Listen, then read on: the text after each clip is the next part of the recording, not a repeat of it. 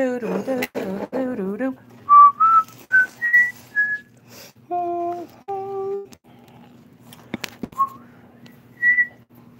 guys, what's Nicole? Welcome back to my channel, Real Talk Recovery. We talk about recovery from addiction and everything in between. Hi, my name is Nicole and I'm an addict. My sobriety date is July 13th of 2015 and I'm so glad you guys here. I'm going to go get my big book and just my notes and stuff, and then we will start this live stream. So I'll be right back.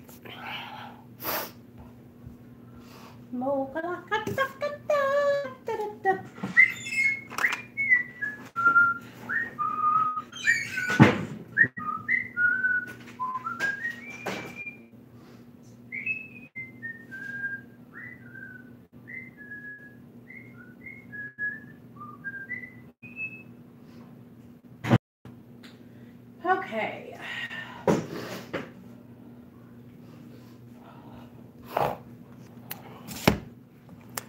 All right. Hey, y'all.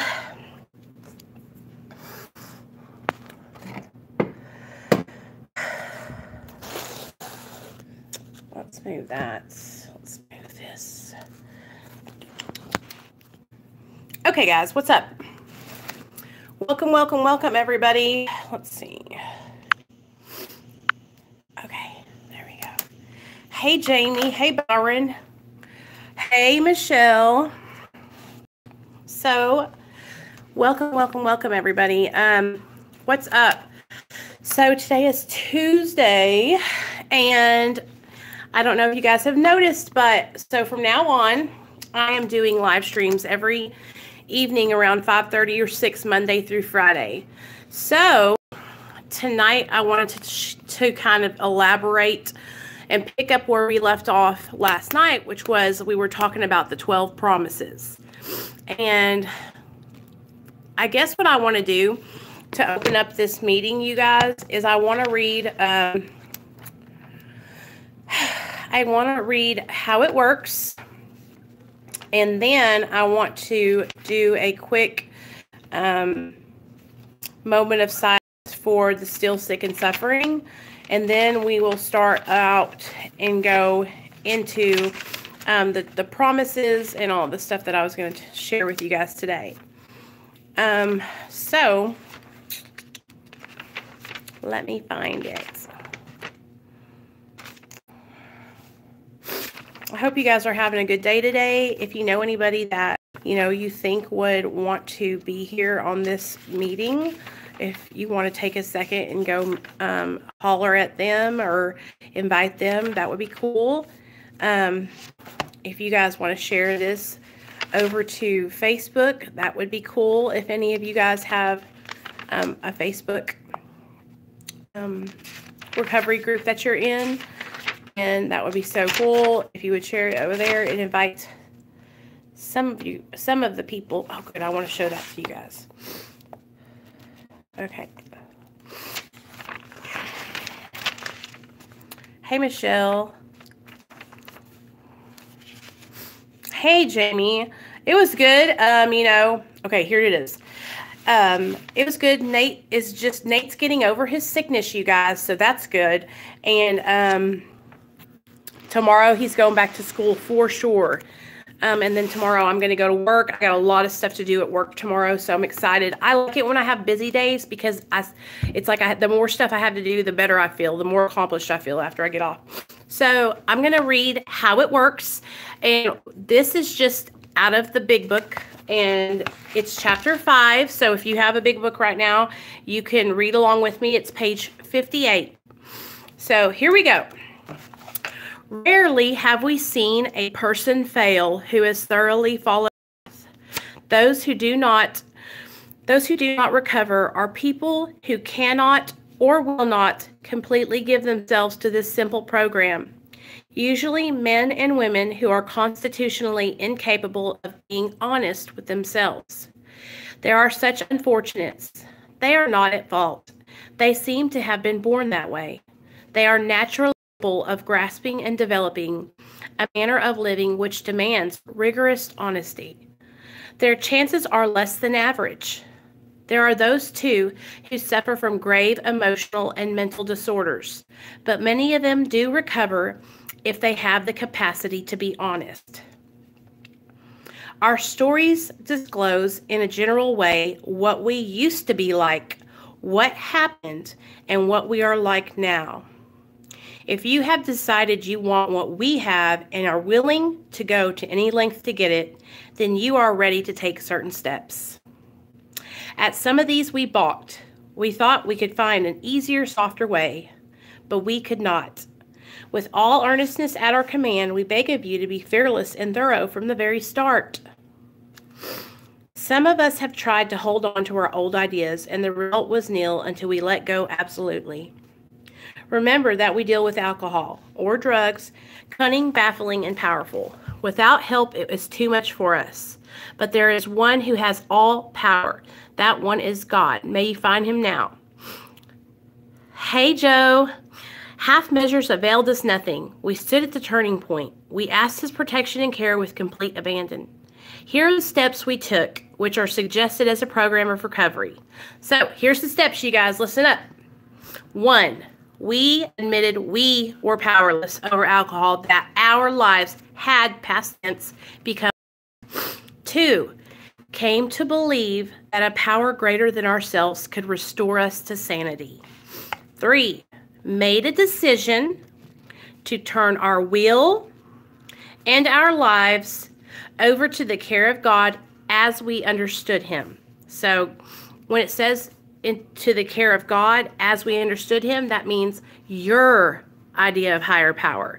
So this isn't saying that you have to go out and choose the God that I choose. It means a God of your understanding. Number 4, made a searching and fearless moral inventory of ourselves. That's the step that everybody says that's scary, but it's really not. 5, admitted to God, to ourselves, and to another human being the exact nature of our wrongs. 6, we were entirely ready to have God remove all these defects of character. 7, humbly asked him to remove our shortcomings.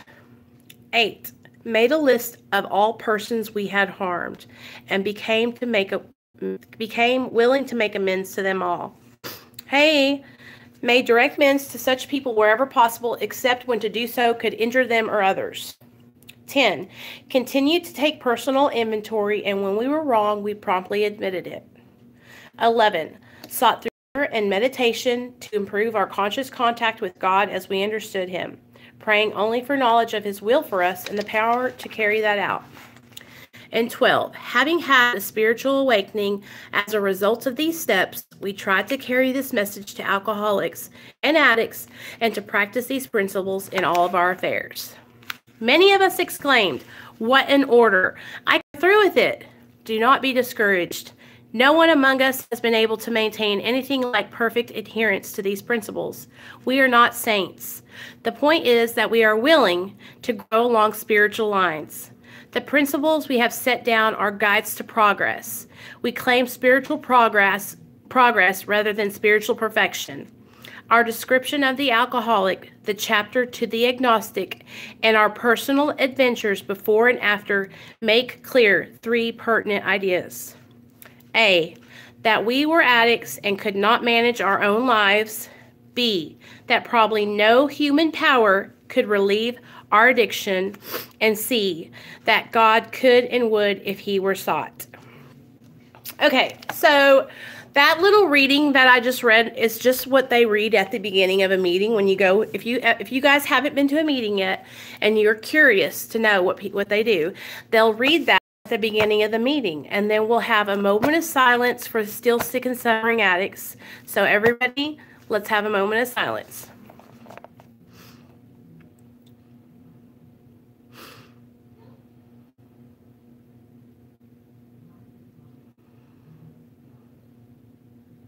And then we're going to say the serenity prayer. God, grant me the serenity to accept the things I cannot change, the courage to change the things that I can, and the wisdom to know the difference. Amen. Okay, guys. So last night we left off, and I was sharing with you guys the 12 promises and how those things have taken, how all those promises have come to fruition in my life. I don't even know why I'm getting so emotional. I was thinking about coming on here and talking with you guys about how the promises have came true for me in my life, and I have been thinking about it and getting so emotional today, and I don't know why. But I think I'm emotional about it because I never thought that my life would ever be good. I never thought that I would ever be able to stop shooting meth and shooting cocaine and snorting Roxys and, drinking and smoking and taking pills. I never thought I would ever be able to stop. I never thought that my life wouldn't be consumed by drugs and alcohol. Thanks, Amanda. That's sweet. I never thought that that I would be free. You know what I mean? For a person like me who, and I'm sure you guys have been there too, my drugs consumed my life. If I wasn't high, I was thinking of a way to be high and trying to figure out a way to hustle to get my drugs. If I wasn't thinking of a way to hustle somebody, then I was deliberately in the act of doing something to get the drugs. Do you know what I'm saying? Like, my addiction took up 24 hours of a day. There was never a day that went by that I wasn't either high or finding a way to get high. There wasn't a moment that went by that I wasn't obsessing over drugs and alcohol and pondering and going over and over in my mind and plotting out like a scheme or a plan on how to get my drugs if they weren't readily available to me. So when I would hear other people that were in AA and NA, share about how their lives are brand new and that they were recovered from a seamlessly hopeless state of mind and body, I was like, that's never going to happen for me. I couldn't understand or even wrap my mind around how those people could have their lives back. And what I would think was, well, they must not have been as bad as I was, is what I would think, And they would tell these stories, and they would tell me the same things that I would do. And then I would look at them, and I would say, well, this person says they shot up too. That is it true? Can I recover? Can I get better? Can I have my life back? Can I be a mom again? Can I be a sister? Can I be a daughter? Can I be an aunt? Can I be responsible? Can I work a job? I didn't think that was something I could do because it was so distant. It was but a distant memory for me to be able to go out and do life without drugs and alcohol. I couldn't even remember the last time, you guys, before my son got taken away. I couldn't remember the last time, hey, Robbie, that I was able to, go out without being high. It was really difficult for me to wrap my head around how that was going to happen for me, you guys. It was so hard for me to understand it, right? And Bama just linked the Discord chat, you guys, in the comments. And so if you guys want to join our Discord, you can. We just chat in there during the day if you need extra support. So I know what it's like to hear people telling stories about how their lives have changed. And then when you hear it, you're like, that's not going to happen for me, because I felt the same way.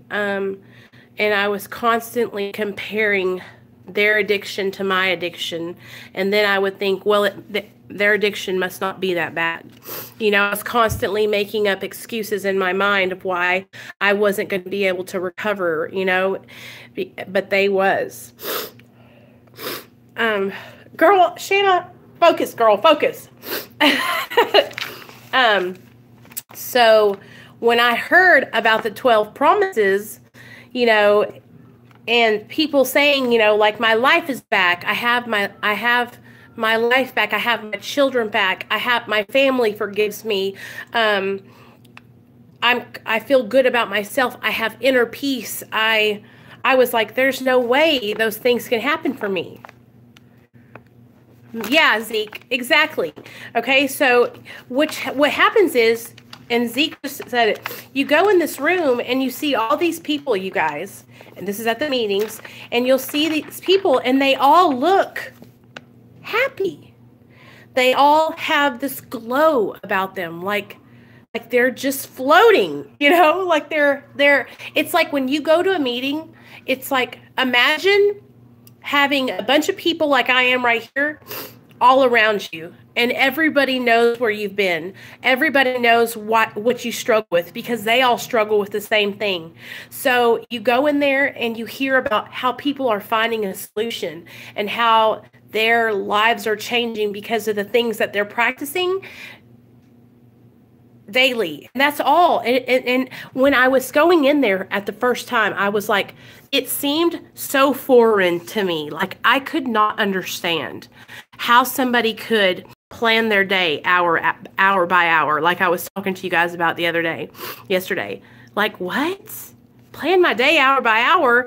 You know, my day was consumed with drugs. Like, the mental obsession, you guys, to use was so strong that I can't even, my mind was constantly thinking of ways to get high, and if I wasn't already high, constantly.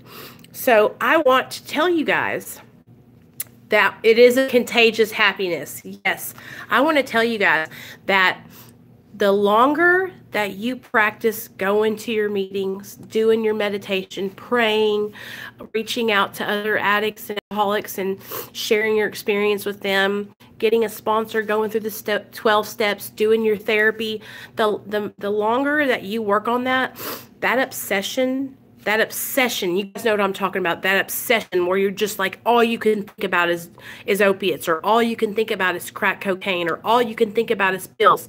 That obsession slowly lifted up off me. So I don't obsess over drugs and alcohol anymore. It was a miracle for me. And when that obsession subsided and lifted off of me, it felt like bricks had just been lifted off my shoulders. A miracle. Because I look at myself back then, 3.5 years ago, when this whole thing started, and I remember laying in the treatment center and sobbing, you guys. I was sobbing my eyes out, and I was thinking about my son. But at the same time I was thinking about my son, I was thinking about drugs. And I was thinking about how I could get Xanax sneaked into the treatment center. Even though I had my son, you know, taken, that obsession was so strong. And it's like it had its fucking grip on me so strong. So the longer that I practice these good practices and reaching out and all the things that I tell you guys about, the stronger the other side of me got. The stronger the Nicole that wants to live her life right got. And the smaller and the weaker my disease got. And so the more I practice and fight my disease, the more it kind of like pulls back a little. You know what I mean?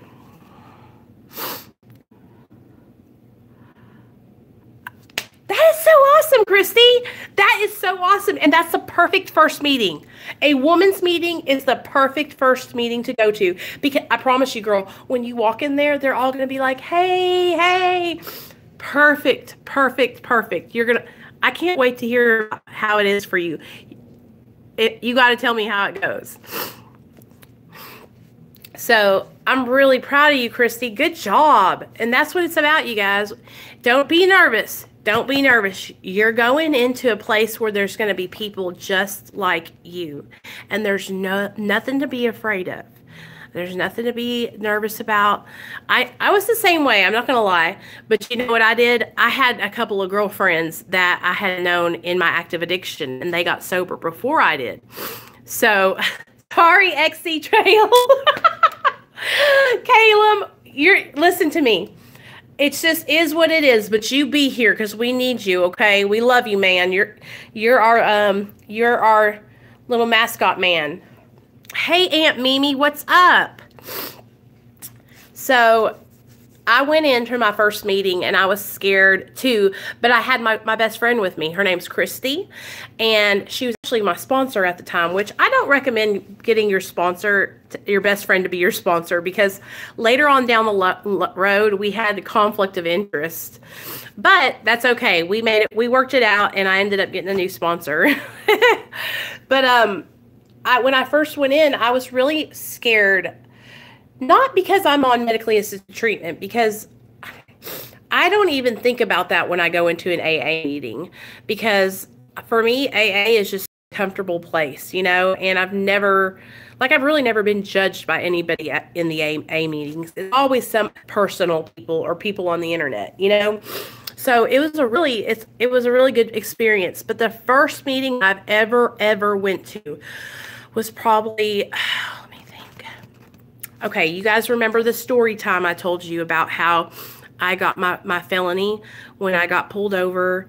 Me and that guy that was driving my car, we got pulled over, and I had a rig in my purse, which is a needle with drugs in it, and I got a felony. Well, after I got put on probation, I remember that I had to go to meetings, right? So my first meeting I ever went to was at this meeting house called Square Peg Round Hole. And it was in Hot Springs where I grew up. And I would go there on Saturdays, Fridays. They would have cookouts, barbecue. But let me tell you this. When I first started going, my heart and my intentions weren't in the right spot. So y'all know what I was doing. I was trying to hook up with all the fine dudes at the meeting. So that, hey, this is what I hear a lot of old timers say. Whatever gets you in the door. If it's the cute guys that get you in the door, then okay. Hopefully while you're sitting in that seat, you'll hear something that changes your mind and that helps you to, cross over and see that, the meetings can help. So anyway, yesterday we talked about surrender, okay? Surrender and acceptance. So there's principles that are behind each step. Right, guys? Jason, I know, right? I think it's just part of being a newcomer, because a lot of us, when we first get sober, we're really insecure. And a lot of us females, I don't know how you guys are, but a lot of us females, we're coming off of really promiscuous behavior. When I was in my addiction, I wore. I was hooking up with all the boys. Before I met my husband, I was that kind of girl that was just like, you're friends with benefits. You know what I'm saying? And so I had so many different friends with benefits. Hey, Cassidy, what's up? Welcome. And so as a newcomer, just getting sober and coming up off that, friends with benefits mentality, I went into the meeting places and thought, well, I need to get people to like me. So I automatically went to the guys, right? So now that I'm sober, I know that when I see girls come into the meeting, I always welcome them and ask them to come sit with me. Because you know what, you guys? Us girls, and you guys probably understand what it's like when you see the guys come in the meeting. It's like the guys, they feel this need to have that ego and that cool kind of look at me, I'm a cool guy. And then us girls want to be all pretty. And because let's face it, you guys, we're addicts. We're fucked up. Without drugs and alcohol, we're even more fucked up. That's what he was using, because we didn't know how to deal with our life on life's terms. We used drugs because we were insecure. Maybe we had low self-esteem, low self-love, self-confidence. Maybe we had trauma that we dealt with when we were younger. Maybe we were sexually abused. Maybe we had mental illness and we were trying to self-medicate. I mean, there's so many different reasons why we will use drugs and alcohol. And so when you get sober and you're like new to all this and you're surrounded by all these new people, guys and girls, who are, if those guys and girls aren't strong in their recovery, then they'll 13th step your ass, which is, you know, hooking up with you. I'm going to tell you guys a story time about how I got 13th step, okay? So, you know, there's the 12 steps. 13th stepping is when you hook up with newcomers. So let me share this story with you guys. Okay, so I got out of prison here to where I live now, and I was living in the halfway house. It's probably like 2 miles down the street, like literally, you know. And so every day at the halfway house, I would go to work at 6 o'clock in the morning, and then I would get off at 2. Then at 2 o'clock, I would go to the Big Dam Bridge, and I would walk and work out. And then when I would get done, y'all should see me too. I was in my little like spandex little tube top thingamajigger with my little leggings and stuff. I was looking good. Oh yeah. Anyway, so I'd go out there and do my little workout, and then I'd come off about 5 o'clock, and I'd go to that 5 p.m. meeting at Cosmo. That's the name of the meeting. This meeting, you guys, I kid you not, 75 people in the meeting every time the door is open. Packed house. I'm talking all the seats are packed. All the couches in the front are packed. Good meeting. Well, you know, Nicole, I would sit right in the middle to where I could see a view of everybody. And there was this guy that was always like checking me out. And I don't know if you guys know what I'm talking about when you're like, I know you guys know what I'm talking about. So I would see him like checking me out, and then I would be checking him out, and he'd see me check. Well, one day he come up to me after the meeting, and he was like, "Hey, what's up?" And he told me his name was Steve. And I was like, "Hey, Steve, what's up?" Nothing. You know, we didn't even exchange numbers, you guys, and I just didn't never think about it again. So I met him, knew who he was, but no deal. Never talked to him again. Well, I ended up relapsing, and I moved in with my friend Tara. And me and Tara had this bright idea that we were both going to make ourselves plentyoffish.com profiles. Lord, I made myself a plentyoffish.com profile, you guys, and I had myself pictures up there of me in my bikini. Y'all couldn't tell me nothing back then. I was like, So, so here I am on plentyoffish.com, and I get this message, and it's this guy, and he goes, "Hey, are you a friend of Bill's?" And Bill W. wrote this book, okay? He created Alcoholics Anonymous. And I was like, "Yeah, I'm a friend of Bill's." And it was Steve, and he invited me over to his house. So I went over to his house, right? And let me just tell you, this guy was a freak. We didn't do the deal, but we did some stuff other than that, if you know what I mean. And then I was like, well, we should hang out. You know, I was fixing to leave. We were saying our goodbyes. And I was like, well, we should hang out again. You know, that I'll see you at a meeting, right? Maybe we can go out afterward and get coffee or something, right?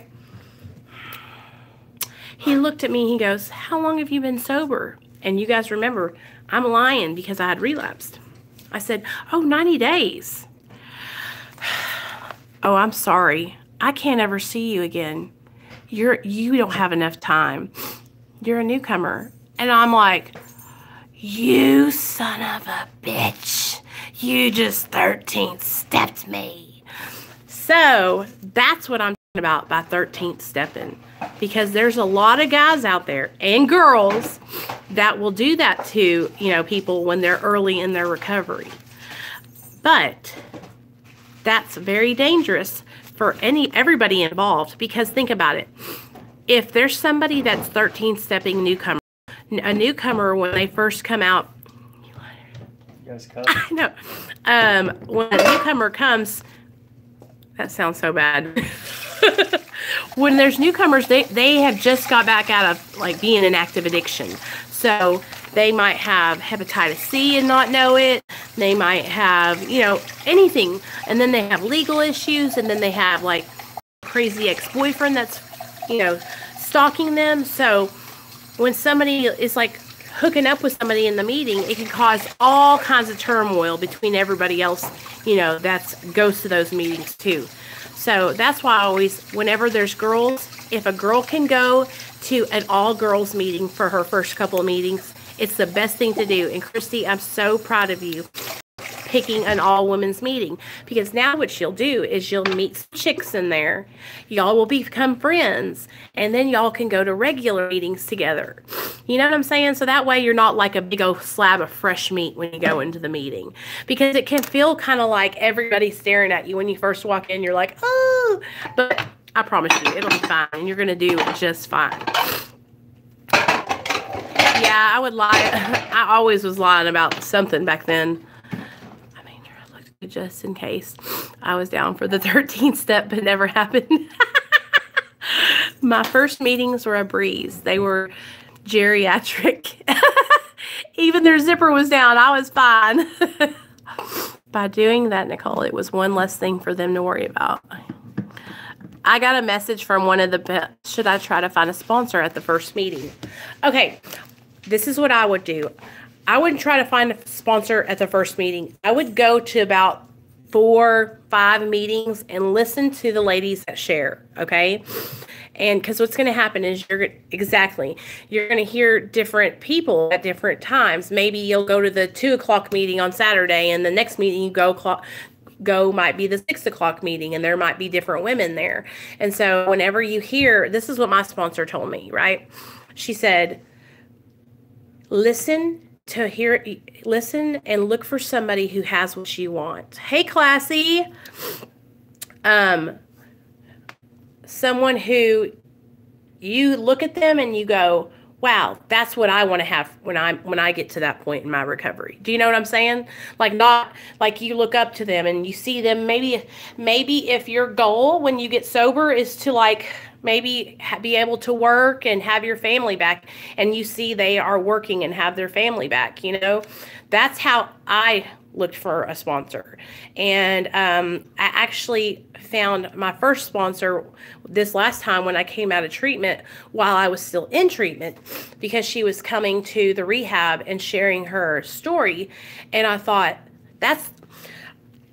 I love going to meetings back at the treatment center that I used to be in, because it's so awesome to be around a bunch of new people in their recovery, you know? I waited about a month to approach and get a sponsor. Yeah.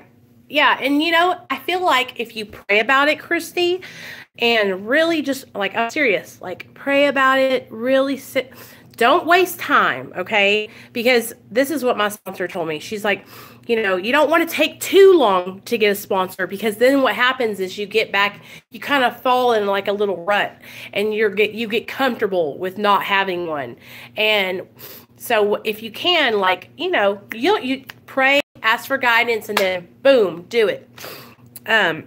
Because what would happen to me is, like, I have had several sponsors where we stopped working with me, or I, you know, stopped working with them, and instead of like leaving a long period of time in between getting a sponsor again, I was like, you know, trying to hurry and get one right back, because there's complacency is what a lot of us addicts will struggle with when we're in our recovery and we're trying to stay sober. Is what happens is we start out and we're on fire, right?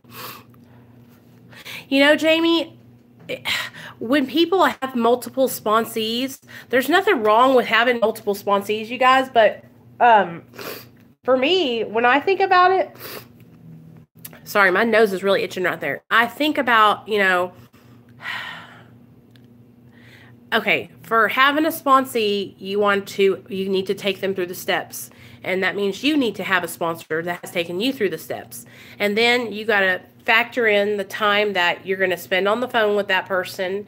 And then if they're in your area where you guys can meet and go have coffee and go to meetings together, and then you got to factor in all those other people that they have too. So it's like, I don't know, I don't know what the max amount that people take on, but I suppose, somebody that maybe isn't working and is retired, they could probably have, 9 or 10 sponsees and it would be fine. But if it doesn't feel right, you just wait and then go on to the next person. But, and you can always ask somebody to be your temporary sponsor until you find somebody to be your permanent one.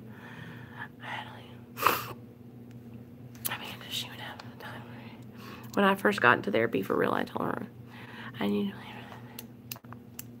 leave. Hey, Debbie, what's up, girlfriend? Amanda, I don't know, are you in Florida?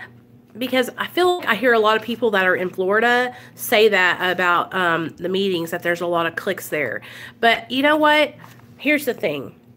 There was cliques when we were out doing dope. Do you know what I mean? Like we all ran with our, with our set, our hood, our homies, whatever, we clicked up then too.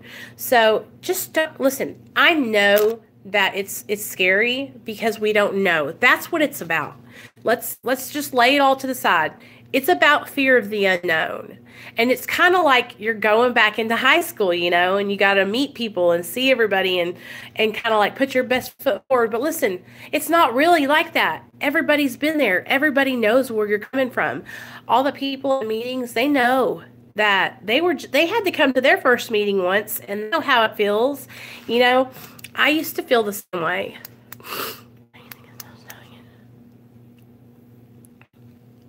So, don't get discouraged and don't listen. And I want you guys to know, I'm not trying to force anybody to go to a meeting.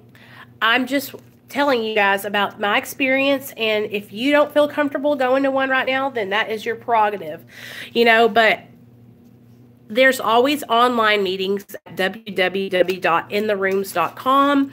And then, this isn't a AA meeting, but there's always this little live stream where you guys can come and hang out every evening with me at like 6 o'clock, like we're doing right now. But I think it's important that I'll let you guys know that you don't have to do a 12-step program. But I think it's really important that you get a mentor, accountability partner, or a therapist, like someone that can help you stay accountable. Because when we first get sober, and what happens, like I was talking a few days ago about self-will, what we do is we start, running on our own devices. And what happens is a lot of the times our best decisions that we used to make are what got us in trouble. So if we're running around going on our own devices and we've always made these mistakes before and always made the wrong decisions, always relapsed, then how can we learn from ourselves? Do you know what I'm saying? Like, my past experience shows me that I relapsed every time I got out of treatment. Every damn time. So once I got treatment this last time, I had to say, you know what? I don't know how to stay sober. I need someone to help guide me. You know what I mean? And so that's what accountability partners, sponsors, mentors, whatever you want to call it, that's what that is for. Because when we first get recovery, we don't know how to live our lives, because the only way we've lived our lives was with drugs. So now we have to learn a new way to live, and that is a lot to learn. Like, I didn't even know how to go to my job without being high. I couldn't even take a shower without being high. Do you know what I'm saying? So that's why I encourage you guys to get involved in some kind of program. There's Refuge Recovery, Smart Recovery, 12-Step Recovery, Celebrate Recovery. Yeah. So, yeah, that's what I do. Okay, let me see. So, I just read how it works. Okay, so I was telling you guys about the principles behind the steps. Okay, so the principle behind step 1 is surrender. Okay, I talked about that yesterday. And then to step 2, excuse me, guys. The principle behind step 2 is hope. Okay, so step 2 is we came to believe that a power greater than ourselves could restore us to sanity. So step 2 is about hope. And that's what we do here. Those of us that are in our recovery and have been sober for a little while, we spread the message of hope by sharing that we've been restored to sanity. That we're, I'm not running around dope sick anymore and knocking down the crack man's door, begging him for a hit. Like, you can be like this too. You don't have to be insane anymore. You know what I mean? And that's what the hope is all about.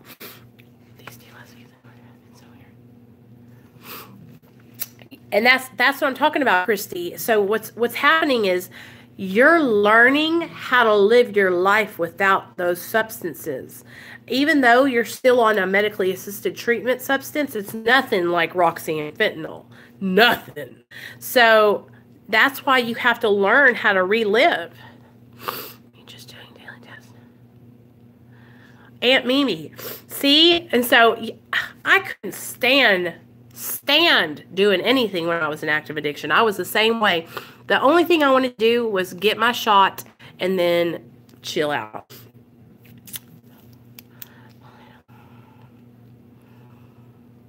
Yeah, it takes a while and what it does is it takes us practicing, you guys. Like, we got to practice not thinking about drugs and alcohol. We have to practice talking to our higher power. We have to practice reaching out to each other and sharing, like, you guys, you don't have to be like telling your whole life story, but like in the chat, like over on the Discord, we just talk about our life, like, hey, yeah, this is what I'm doing today, or, oh yeah, I'm a recovering blah blah blah. Man, my nose is running. I'm starting to taper off my Norco 10s next week. I have 120 a day. Hard to start right now. Yeah, and Debbie, with tapering off Norco, when you have the prescription in your hand, it's going to be next to impossible. You need to give that prescription to someone else and have them dole them out to you as prescribed, or as your taper plan. Because I'm telling you, when we have, if you're an addict like I'm an addict, when we have the ability to take our medicine, we are going to take it. We are going to take it every single time. That obsession is so great that we will fight folks for it, okay? We will tell, oh, I just need it, please. I just broke my toe. Really, my toe is fine, and I need it so bad. I was on saying to myself, yeah, Amanda, that's right. We just, and then if you were somebody who isolated all the time, then that's even more reason for you to need to reach out. Yeah, I was thinking that. I'm scared. Christine. So, yeah. And Debbie, don't be afraid. It's just, it is what it is. Girl, you got the disease of addiction. You're not going to be able to take those pills.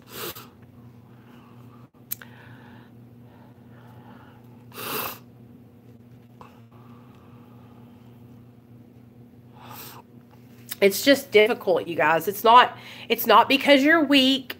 It's not because you don't want to change your life. It's not because it's because you got the disease of addiction. It just is what it is. So if hope is the principle behind step 2, then the principle behind step 3 is commitment. I've been thinking about that. Well, you know what, Debbie? I'm not a doctor, so, don't take this with a grain of salt. But I would really encourage you to try to taper off the Norco without getting on Suboxone first.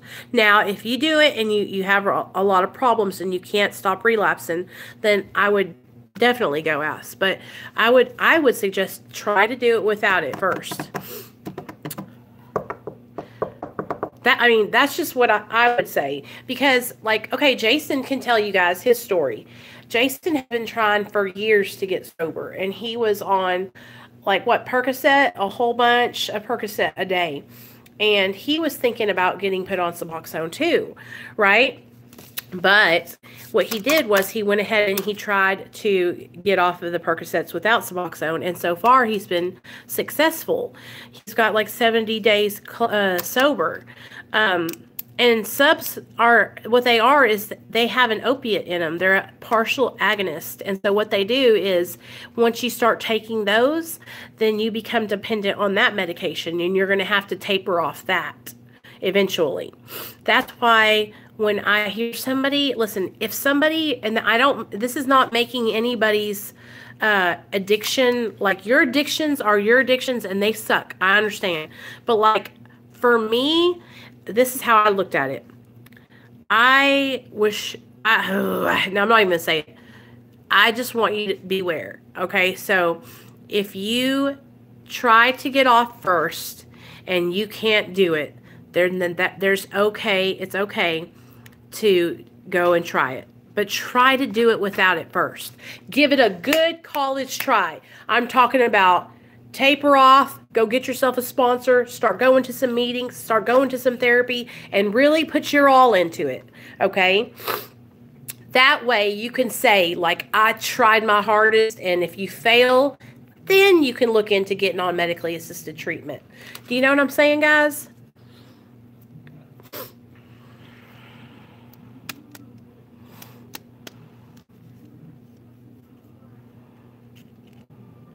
Yeah. So, but do you guys understand what I'm saying? Like, I just don't want anyone to get put on medical treatment without trying at least to get sober without it first. Because I feel like you would be doing yourself an injustice if you just went straight and got put on Suboxone or methadone.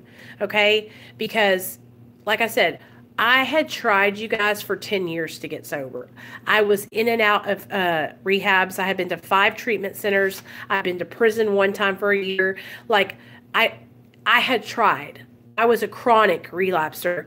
That's what the medication is designed for people who are that back and forth, can't find their footing, need that extra foundation to build their support system. Then and you guys, listen, they're even learning now that, like, if they're saying now, the doctors, if you get on Suboxone and you're happy with your life and you're thriving, like, you don't have to ever get off of it if you don't want to. That's the thing, you guys. That's up to you, all right? Like, no one can tell you how long you need to be on it or what the recovery needs to look like. That's all up to you. You've got to make that decision, and you've got to learn to be honest with yourself. And that's the thing. That's the deal with recovery. It says it right here. Listen up. Those who do not recover are people who cannot or will not completely give themselves to this simple program. Usually men and women who are constitutionally incapable of being honest. Straight up. Okay? If you can't be honest with yourself, then you're going to struggle no matter what you're doing. You're going to struggle if you're on Suboxone. You're going to struggle if you're on methadone. You're going to struggle if you're abstinent. You're going to struggle if you're going to struggle. You got to get honest with yourself and say, I'm an addict. I need help. I can't do this alone, and someone needs to guide me. You know what I'm saying? So real talk. If it doesn't matter, if you don't want to be sober, you're going to get high no matter what.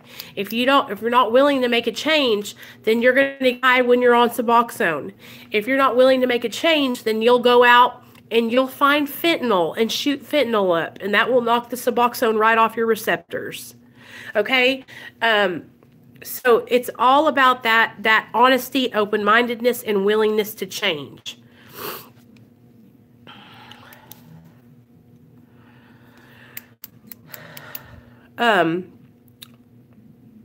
Because I hear so many people say, oh, well, that person is on medically assisted treatment. That's what's keeping them sober. They don't really want to be sober. And I'm here to tell you guys, if I wanted to go get high, I could go get high today, right now. You know, if you want to change, you will change.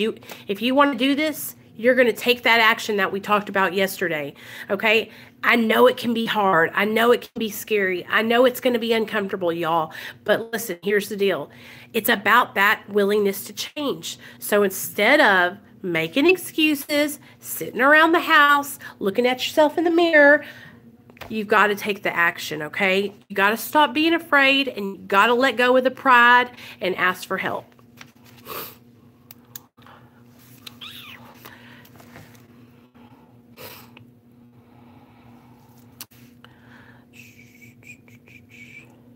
So,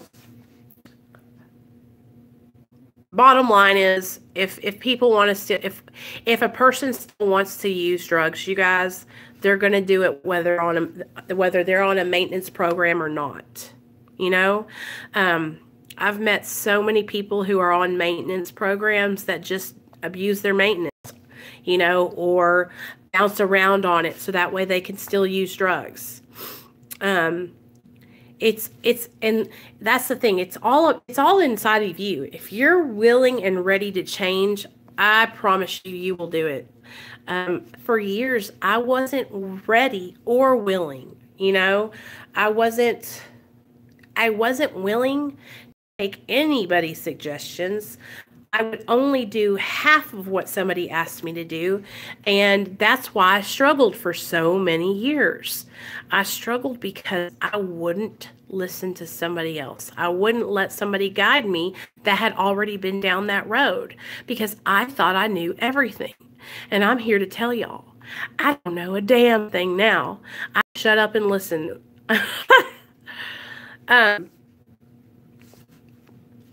It's a slippery slope, you know, guys. And I just want I want you guys to know that you can do it. You're not alone, and that it doesn't matter, like I said, it doesn't matter if you're on maintenance or if you're abstinent. Which you're going to do what you want to do. And when you're ready to change, you'll change. And when change comes, baby, it is so awesome. My life has changed so much. Oh, it was so chaotic when I was in active addiction. I would get so high, I wouldn't eat or drink for days. And then I would go into these like psychoses, or I would see shit that wasn't there and talk to folks that weren't there. It was crazy, you guys.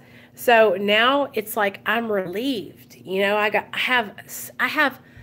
sane. I have peace of mind.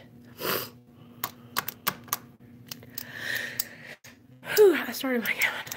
You know, I don't take anything, but I don't really have chronic pain or anything like that, you guys. Like, I'm pretty lucky to be healthy in that aspect. You know what I'm saying?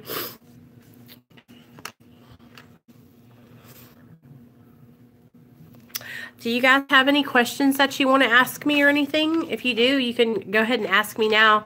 I wanted to tell you guys, like, I'm literally, like, when I hang up with you guys tonight, I'm so happy to see everybody coming and being active in the chat and coming here to, like, learn and listen with me. And I'm not, y'all, this is information that my sponsor and her sponsor and Alcoholics Anonymous has taught me. Like, this is not anything that you guys can't go find out for yourself or read in the book. This is all information that is readily available. Can we have another moment of silence? Yes, Shauna, yes, we can. Why do I want to call you Shayna? Damn it. Shauna. What was I going to tell you guys about? You know, I've lost so many people, you guys, to overdose in the disease of addiction the last year. Some of my friends I've lost to suicide because of addiction. And so I know how it is. I know what it's like to struggle, you guys. I know what it's like to feel like you don't have any options. Okay? So for those of you that are out there that are struggling, that feel like you don't have any options, I'm telling you, listen, there's always an option to go to a meeting. There's always a free meeting somewhere in your town. I'm not going to say his name, but I'm friends with this person, and I talked to him today, and he's struggling, and it just breaks my heart because that's where the willingness comes in. Like, if you're struggling and you can't quit relapsing, guys, get to a meeting or go to intherooms.com. There you go, Michelle, because that is going to help you you just need to hear some other people that have been there that know what you're going through.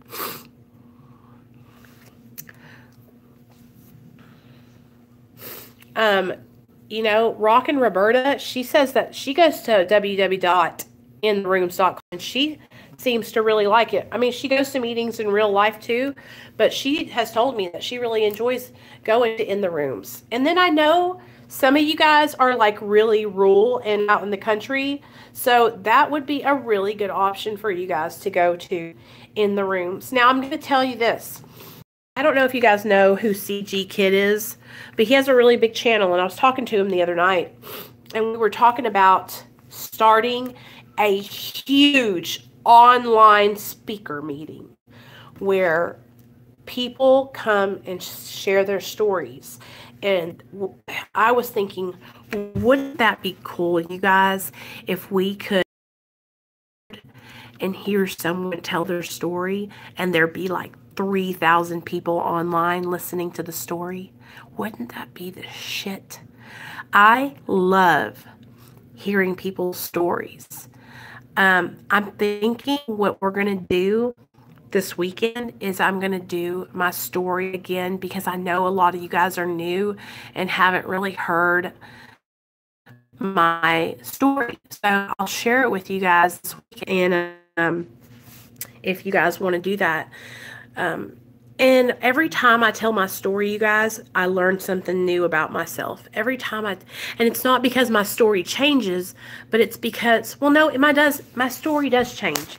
The events that happened in my story don't change, but what I learned from telling my story and where my heart is at that time when I'm sharing it is different every time. Do you know what I'm saying? Like, for instance, my first year sober, I went to tell my story at the rehab center that I graduated from, right? And I was really, I really emphasized a lot on my son being taken, and because I was really going through a lot of shame and guilt around that, right? And so everybody in the room was crying. I was crying by the end of it, and then this last time I went and told my story, there was a lot of emphasis around my childhood and how I struggled as a young girl with insecurity, right? So it's like each time I share my story, it's like each time I share, I'm working through something else. And so something else comes out more than the other thing. Do you know what I'm saying? But it's the same story, just, I don't know how to explain it. I know, I was terrified too, Mimi. I was crying my eyes out, though, and so was everybody else, so that made me feel a lot better. But isn't it the best feeling to go back and share with everybody, like, that you were there with, or even if you weren't there with them, be the kids in the treatment center like you used to be, and then to go share with them, like, hey, I used to be here 2 years ago. If I can do it, you guys can do it, And that's the whole reason why we do it, you guys, is because we want to give people hope that they can do it too. And so that's why I do this. That's why, I made my channel, was to have support from you guys. And I'm so, so grateful that I've met all of you. Y'all mean so much to me. I think it shows up as a barbiturate, Jamie. Yeah, I think it shows up as a barbiturate. Yep, it's been an hour. I'm fixing to jump off here too, Michelle.